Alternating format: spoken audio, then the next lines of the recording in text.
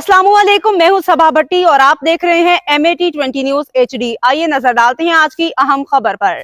ईद उल फितर की आमद और दर्जियों के नखरे भी आसमान पे। सराय जेलों में टेलर हजरात ने हाउसफुल के बोर्ड अवेजा कर दिए।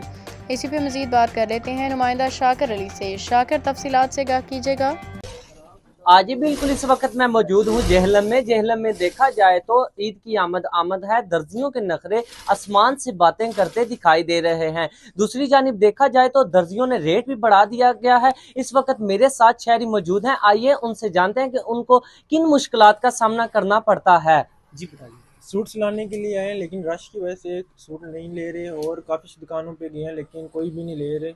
और इनके पास आए हैं लेकिन कहते हैं 3 सूट हैं तो लेकिन दो सूट सिलाई करके देंगे तो ईद को भी चांद रात को मिलेंगे। इनके रेट भी काफ़ी ज़्यादा हैं और उनको हुकूमत को चाहिए इनके रेट भी कमी करें।